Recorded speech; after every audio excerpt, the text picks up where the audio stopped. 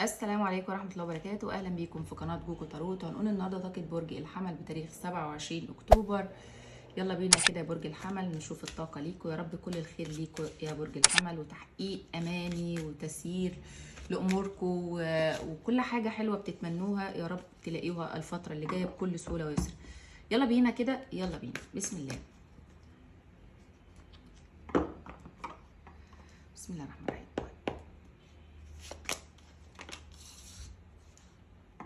طاقة انتظار، عينك على حاجة ومركز جدا جدا جدا، عندك طاقة تركيز رهيبة. عينك ودماغك وقلبك كل حاجة فيك مركزة على هدف ايه؟ انت قاعد بتستعد لحاجة بسبب ان قلبك وجعك، في حاجة انت عايز تطلع منها، في حاجة عايز تخرج منها، في حاجة بتحاول بقدر الامكان تطيب نفسك بيها بنفسك. يعني انت بتحاول تطيب حياتك بنفسك. ممكن انت تكون وحيد يا حوت. ايه اللي جاب الحوت هنا؟ حمل. وانا شايفة ان في ناس هنا بتتمنى علاقات عاطفية هادية. ممكن انت سابق، ممكن تكون انت مركز يا حمل على بداية عاطفية مميزة. يعني انا شايفاك هنا عانيت من خيانة، من خذلان. ممكن تكون كمان العلاقات السابقة بتاعتك يعني مدياك درس قاسي. في حاجة في اللافرز هنا وجع قلبك، في حاجة سابقة، وممكن انت مقبل على القادم عاطفيا بتركيز وعايز تكون يعني تخش علاقة ما يتمش فيها حاجة سابقة. تمام؟ لان انا شايفاك هنا في حاجة عمال ترتب دماغك فيها، في حاجة عمال لا انا ده المهم، انا كذا. وكمان وضعك المادي شغلك جدا جدا. في عندك هنا فترة يعني انت مليت من التفكير. الحمل معايا مل من التفكير. وحيد، انا شايفة ان انت طول الوقت قاعد لوحدك، طول الوقت يعني مفيش حد معاك. الحمل قدامي مشغول بكذا بند في حياته على فكرة.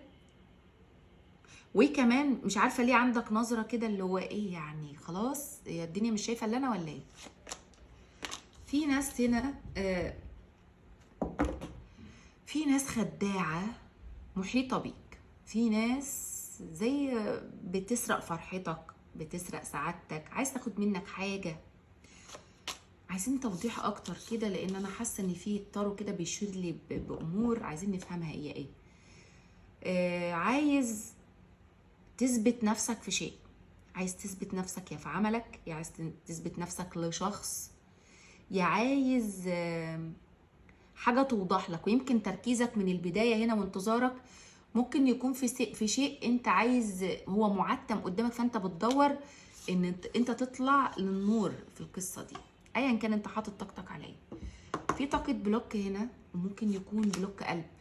الحمل تعبان، الحمل ممكن يكون بيعاني بقاله فترة كبيرة في قلب وجعه. انا شايفاك هنا تقول انا مقفول، انا متضايق، انا مش لاقي باب يخرجني من اللي انا فيه. شايفة هنا الحمل ممكن يكون انت بتساعد حد الفترة دي يا حمل، او انت شايل اعباء مش بتاعتك، او شايل مسؤولية زيادة قوي عليك الفترة دي، او انت حامل هم حاجة مقبلة عليك، خايف ان انت تستنزف فيها ماديا، وانت اصلا بقالك فترة وضع الماديات معاك مش مستقر. لو حتى بتشتغل وبتجيب فلوس مش مكفي الاوضاع اللي انت عايشها. ممكن يكون كتير بينطلب منك حاجات مش قادر توفي بيها او مش قادر تحققها بسبب ان انت مثلا دخلياتك مش مكفيه. فانا شايفاك وضعك المادي هنا شاغلك جدا، بتحاول ان انت يكون عندك توازن في الامر ده على قد ما بتقدر. ومفيش حاجه اسمها مع الحمل لا لحد هنا وهقف، لا ما عندوش الحته دي. بيحب يجرب دايما، وبيحب يستعين باي حاجه جديده تقابله، وما بيوقفش. الحمل من الابراج الناريه حرفيا، اللي بتحب طاقتها تكون دايما مشتعله. ما بلوش هو في جو ان انا اجرب حاجه ما تنفعش، لا خلاص دي لا، عنده استعداد يجرب مره واثنين وثلاثه لحد ما يحقق. برغم ان انت عشت فتره مستاهله، بس انت عندك في شيء هنا هيفرحك الفتره القادمه. في شخص هنا شايفه ان هو هيحاول يكون معاك، في رساله جايه لك يا حمل، يا بالفعل جات لك. مش عارفه ليه نظرتك لما انا اتكلمت دلوقتي، انت ممكن دلوقتي تقول لي لا لا لا بلاش الموضوع ده. معرفش ليه حاسه بالطاقه دي، بس انا شايفه في حد هنا بيقول لي هو الحمل فاكرني ولا لا، حاجه كده. بس تعالى نكمل. فعلا انت مش الماضي بتاعك مؤلم، ماضي كله مزعج، بس انا شايفاك بتحاول تسيطر على الامور. هل انت هتحقق حاجه الفتره القادمه؟ هتحقق يا حمل. هتحقق ليه بقى؟ لان انا شايفاك واخد الامور بشجاعه، شجاعه نابعه من مواقف وخذلان وعدم مصداقيه من الناس اللي حواليك الفتره اللي فاتت. عندك ستار هنا بيقول لك حياتك هتنور، وممكن دي علاقه جديده جايه لحياتك. انت عقلاني جدا، بتفكر بعقلك قوي الفتره دي. عندك اعباء، عندك اعباء، بس انت هتتخطاها جدا، وهتنجح في حاجه انت مقبل عليها. الفتره دي انت عمال تتفاجئ، ممكن يكون اكتشفت اسرار عن ناس محيطه بيك، ممكن اكتشفت خيانه شخص، ممكن ده كمان على فكره طاقه سابقه بس التطور نزل لك هنا. فشايفه الحمل بيقول لي اعبائي من اللي شفته، اعبائي من اللي عرفته، اعبائي عشان كده بطلت افعل قلبي. الحب موجود بس انت مش حاسه، قلبك مقفول. الحمل هنا عايز حتى لو في علاقه دخلت، لان انا شايفاك هنا الستار بيقول لي بدايه جديده وهتلمع الفتره اللي جايه في عين حد، يا اما حد هيقبل عليك ويقول لك انا موجود، عايزين نكون مع بعض. بس انا شايفاك التاور ده بالطاقه القديمه لسه مخليه عندك احساس بعدم الثقه في الاخرين. الحمل قدامي بيقول لي يا رب اللي جاي ما يكونش زي اللي فات، لان اللي فات بصراحه يعني مخليني ما عنديش طاقه لاي حاجه. بس انت هتعدي يا حمل. الحمل قدامي عنده انجاز الفتره القادمه، هتسعى وهتلاقي، يعني انت تعبك مش هيروح على الارض. وكمان الشخص اللي في بالك يا حمل هو عندي، متكبر، ودماغه ناشفه جدا، بس ما بينك وما بينه حاجه فيها رجوع الفتره اللي جايه. ليه معرفش، هو يعني هو ظاهر معايا، ظاهر ما اقدرش ان انا اسيبه او ما اتكلمش عنه، لا هو موجود. هل هيندم عليك يا حمل؟ هو بالفعل ندمان دلوقتي، حاليا دلوقتي في طاقه ندم، لان هو عنده شغف يعرف حياتك فيها ايه. الحمل عنده وضوح في حياته كلها، بس انت الفتره دي حابب ان انت ما تكونش واضح. ممكن انت بتحاول تستثمر وقتك في حاجه مفيده الفتره دي، بتحاول تشغل نفسك، بتشتغل كتير، صحتك مش احسن حاجه يا حمل، انتبه للصحه. ممكن للبعض شويه يعني كان عندهم زياره طبيب الفتره اللي فاتت او حاجه، فانتبهوا للصحه هنا. وكمان الحمل الحياه اللي كانت واقفه ومستعصي فيها حل الامور، شايفه ان فيها تيسير الفتره القادمه، وفي حاجات هينفتح لك فيها ابواب يمكن انت حاولت مره واتنين فيها ان انت تسعى وتحققها ما كانش حصل. فانا شايفه ان في تيسير لامور هنا ليك يا حمد، خصوص علاقتك العاطفيه بقى، لان في اللافر نازل فوق وانت قفلتني بقلبك ده. يعني انت بتقولي اركني بس الحب شويه كده على جنب، انا عايز حياتي اشوف فيها ايه الاول، لان ممكن الحب ده خسرك كتير. فعشان كده انا شايفاك بتستهدف حياتك الفتره دي، برغم ان انت بتفكر فيه برضو ومتاح فيك، يعني مش ما انتش خلاص يعني قافل حياتك ومش عايز تعيش، لا انت عايز تعيش، وانت اكتر برج بتحب الحياه، بتحب الخروج، بتحب ما بتقعدش في حته، انت شخص مرح، بتحب دايما الحياه وتفرح باي حاجه فيها، بتحب تحقق ذاتك. بس لما الدنيا بتقف معاك بتحبط، بس انت ما عندكش حاجه اسمها اوقف دي. بس انا شايفه ان الحمل في التوقيت ده محتاج، يعني اقدر اقول كده، انت محتاج حد يكون يعني حاسس بيك، انت حاسس ان كله في وادي وانت في وادي. فانت هنا شويه لوحدك، شويه انت حواليك ناس يا حمل، بس طاقتك فيها واحده مش عارفه ليه من اول ما فتحت. انت ممكن تكون متزوج او ممكن تكون لسه ما اتجوزتش، او يعني طاقه انثويه او رجال، على حسب انت مين اللي بيسمعني. لكن وممكن تكون في ناس منفصله هنا، لكن يا حمل انت محتاج تتكلم، عايز تقول، محتاج تحكي، بس في عندك شيء كده، هحكي في ايه، هقول في ايه، ما هو انا اللي حكيته واللي قلته، مش عايزه اتكلم تاني خلاص بقى، عايزه احتفظ بنفسي شويه، عايزه يعني نظرتك للماضي شويه فيها قلق وتوتر. طيب هل في حب الفتره اللي جايه مع الحمل؟ عايزين نشوف هنا، انا شايفه هنا الحب بيرودك بس انت مش شايفه، مش عارفه ليه. بالفعل في هنا كارت بيقول لي في حب قادم لحياتك الفتره القادمه. على فكره في حد بيراقبك يا عمل، في حد كده يعني بيبان ان انا مش مهتم ولا عايز، لا لا لا لا انا ما عادش في دماغي، لا ده هو مهتم وعايزك ومشغول بيك كمان. في حد هنا عايز يراسلك يا حمل، وفي مبلغ مادي قيم جدا جدا جدا ممتاز. في مبلغ جاي لك، ممكن يكون قرض على فكره، وممكن يكون ملكم متوقف في مكان، ممكن يكون حواله بريديه اعرفش ايه، بس انت في مبلغ حلو، مش هنقول يعني اللي هو الواو قوي، بس مبلغ حلو هيجي يخليك تعدي ال الامور دي. هتعدي الحاجات اللي انت شاغل بالك بيها، وهتشتري الحاجه اللي نفسك فيها يا حمل. في للبعض هنا ناس عايزه تغير المكان اللي هي قاعده فيه، في ناس عايزه تسافر هنا كتير من برج الحمل، في ناس عايزه تطلع من بيتها تروح بيت تاني، في ناس عايزه تغير العمل بتاعها، في ناس كده، او ممكن في ناس رافضه خالص الحياه اللي هي عايشاها صغيره راسا على عقب. انا شايفه الحمل بيعترض على شيء هو في الفتره دي عايز، خلاص بقى انا ماليش في الجو ده، انا ما بحب الشغل، ان انا اقعد في حته واحس فيها ان انا مش مرتاح، ماليش، انا بحب الحريه، بحب الانطلاق، ما بحبش حد انا ان الحمل بطبيعته شخص بيحب دايما يكون حر، ما بيحبش تقاعد في حاجه، ما بيحبش ان حد يقعد يستهدف اموره. وكمان الحمل قدامي ما بيحبش العلاقات اللي فيها اسئله كتير، يعني انت بتحب الشخص اللي يكون معاك ما يحبش يدور وراك. لو انت بتحس ان الشخص اللي معاك دايما عامل ميكروسكوب على حياتك بتزهق منه وتمل.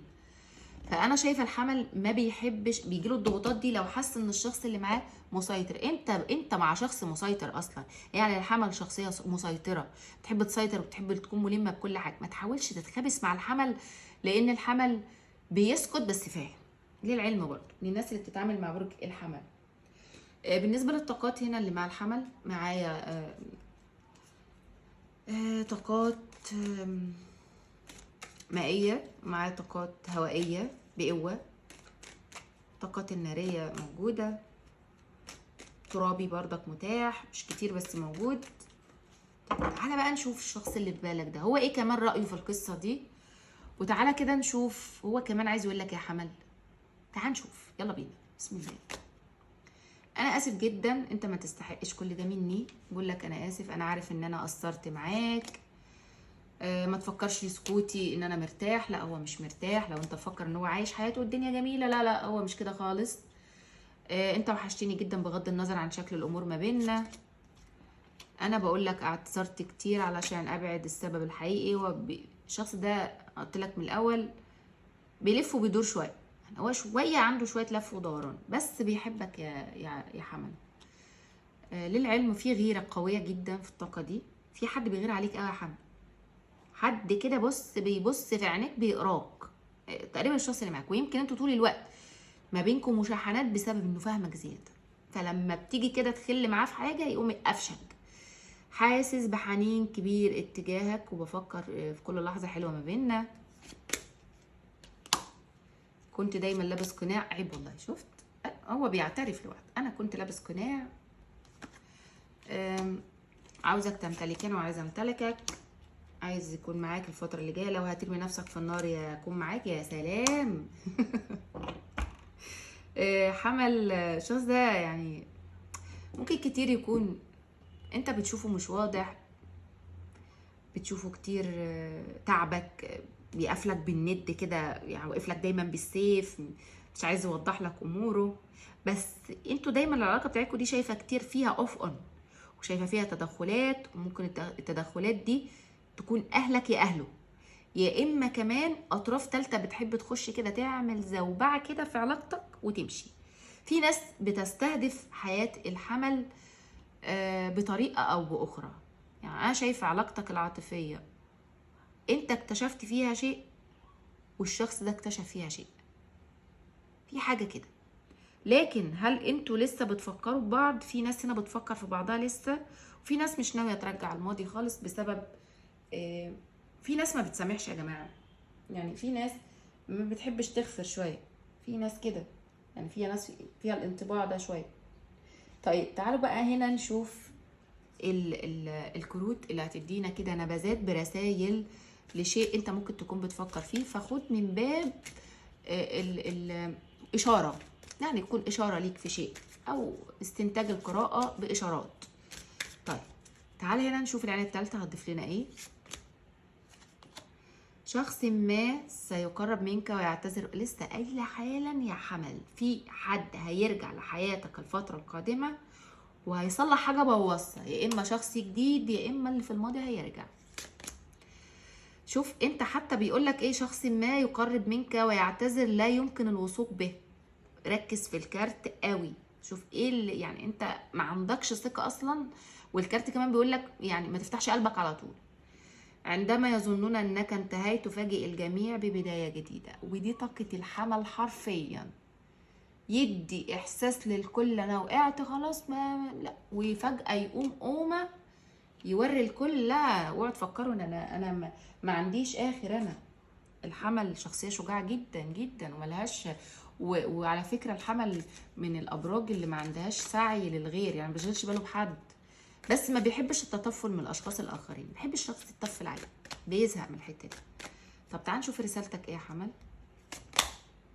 شفاء، عندك طاقه شفاء او خروج من عوارض، او انت الفتره اللي فاتت يا حمل ممكن يكون معاك كان طاقه تقيله، ممكن تكون روحانيه، ممكن تكون صحيه. انت عندك طاقه شفاء. ممكن انت الناس مثلا اللي كانت شاكه ان عندها حاجه تخص سحر او حسد، عندك شفاء وهتتخطى الامر بامر رب العالمين، وعندك فتح ابواب شفاء، يعني ازدهار، يعني حياه هتتغير، يعني ابواب هتنفتح، يعني اللي ما اتجوزش هيتجوز، يعني اللي كان تعبان هيخف.